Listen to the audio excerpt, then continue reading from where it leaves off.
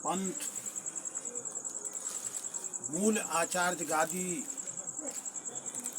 जितवरिया, थाना कल्याणपुर, जिला समस्तीपुर।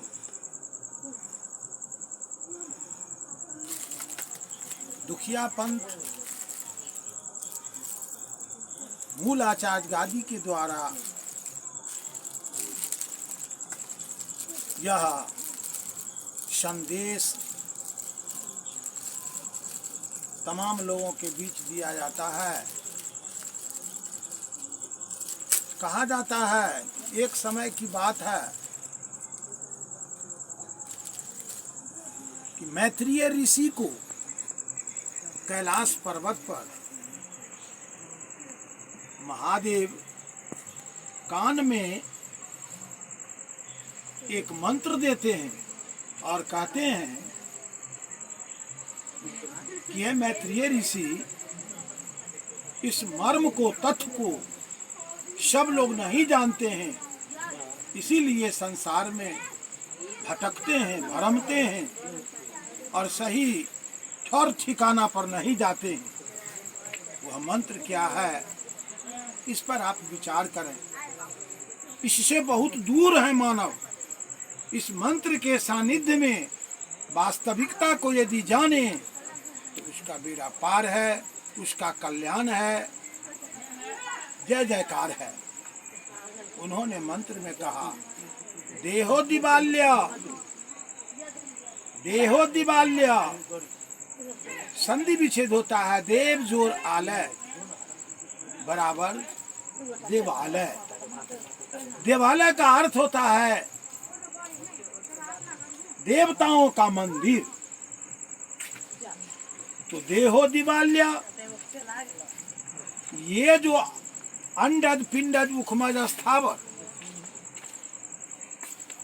तो पिंडज से या अंडज से जो यह देहो दिवाल्या, यह देवता का जो मंदिर है, यह मानव का शरीर है, यह जीव का शरीर है। जो जीवधारी है वह जीव के लिए यह शरीर क्या है, मंदिर है। तो उन्होंने कहा कि देहो दिवाल्या प्रोक्त स्वजीव केवल शिव, केवल इस शरीर के अंदर जो जीव है, जीवात्मा है, वही जीव तो शिव है। त्याजयेद ज्ञान निर्मालयं सोऽहं स्वभावेन पूज्यते। तब पार्वती जी पहुंचती है तो उनको भी महादेव उपदेश देते हैं कि इदं तीर्थ मिदं तीर्थ भ्रमंती ताम साधना आत्म तीर्थ न जानाती। कि लोग यहाँ तीर्थ वहाँ तीर्थ वहाँ तीर्थ जो करते हैं, से ये लोग भ्रमते हैं, आत्म तीर्थ न जानाती। तुम इस जीवात्मा के सेवा करना नहीं जानती हो, इससे बढ़ करके कोई दुनिया में धर्म नहीं है। रविवार के दिन हम 6 बजे पटना से चले मुजफ्फरपुर। रास्ते में देख करके हम चकित हो गए कि क्या इस संसार में हो रहा है। हमने आंखों से देखा कि कोई बिस्टी पहने हुए है, कोई एक रंगा पहने हुए है, कोई भोला बाबा के रूप बनेले है, कोई पैर से खाली है, चप्पल नहीं है, और कोई पागल के तरह है, कोई झूम रहा है। अब रास्ते रास्ते पानी सबके देह पर फोर्स लगा रहा है, पानी कपड़ा भिजा हुआ है और बोल बम का नारा करते जा रहा है। वहां पर मेरे साथ था गाड़ी में, मैंने एक व्यक्ति से कहा कि यह जो मनुष्य का शरीर बना, इस दुनिया में जितने मानव है, ये मानव का जो शरीर है, इस शरीर के पोषने में, इसका पालन पोषण करने में, इसको बड़ा करने में, इसको सींचने में सबसे बड़ा हाथ किसको है? तो एक आदमी ने कहा ऊपर वाला की। हम कहा रे ऊपर वाला जीवन में तुमको वो चॉकलेट नहीं खिलाया, बच्चा से लेके और अभी तक एगो बिस्कुट नहीं ऊपर वाला दिया तुमको, न एक घोट कभी पानी पिलाया, फिर ऊपर वाला कौन?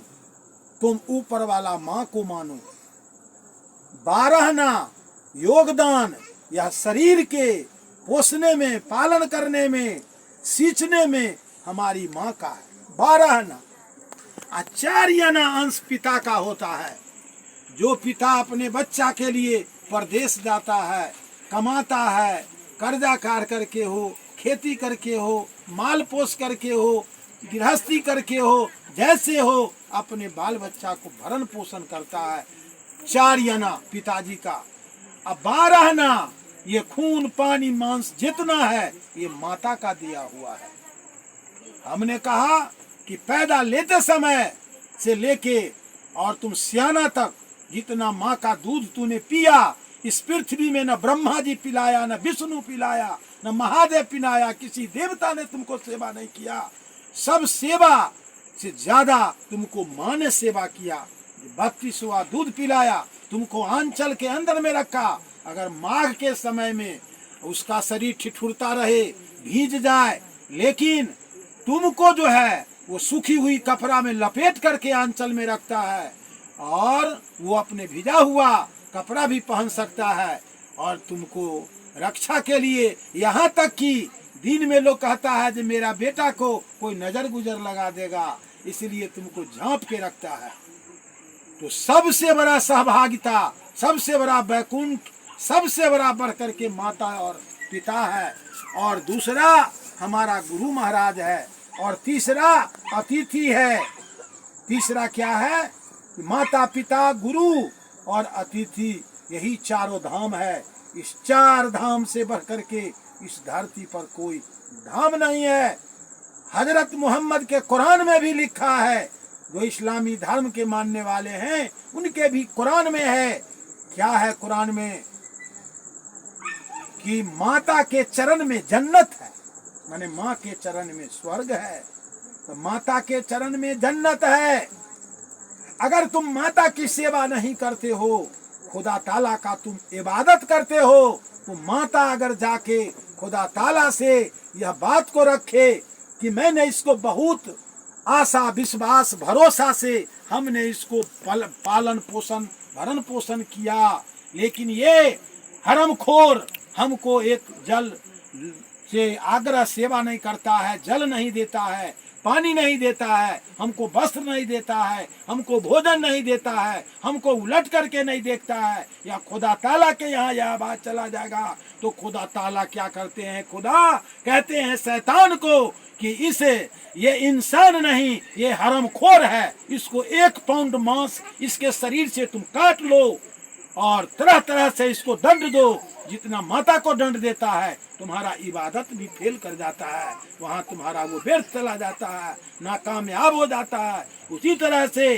जो अपनी माता के सेवा करता है, हर गुरु पिता की जो सेवा करता है, इससे बढ़ करके कोई पूजा नहीं है, कोई धर्म नहीं है, कुछ नहीं है संसार में, इससे बढ़ करके कोई नहीं है। माता की सेवा से बढ़ करके कोई नहीं है, क्योंकि माँ ने अपने गर्भ में रखा, माँ ने उसकी सेवा किया, उसकी चुक्ति या किसी व्यक्ति से नहीं होता है, और कितनों सेवा करेगा लेकिन उस अदायकारी नहीं हो सकता है। इसीलिए वो पितृ ऋण और मातृ ऋण और गुरु ऋण और देव ऋण, कहते हैं कि अतिथि ऋण, ये इतने ऋण से, कर्ज से सब दबे हुए रहते हैं और कभी भी इससे उऋण नहीं होते हैं। इसीलिए ये दुखिया विचार जो मंच है, इस मंच से यह कहा जाता है कि अपनी माता पिता और गुरु अतिथि की सेवा करो। इसीलिए कहा जाता है 4 पदार्थ यही जग माही, कर्महीन नर पावत ना। जो कर्महीन मनुष्य हैं इस चीज को नहीं पाते हैं। माँ से, वही तो स्वर्ग है, वही तो हमको यह शरीर को दिया है, वह अगर नहीं होता तो हम कहाँ से आते।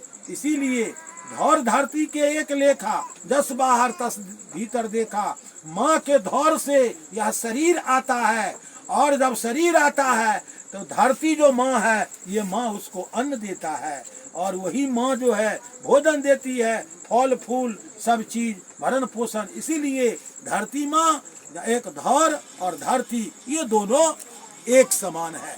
तो आज मैं इन्हीं शब्दों के साथ मैं विराम लेता हूँ।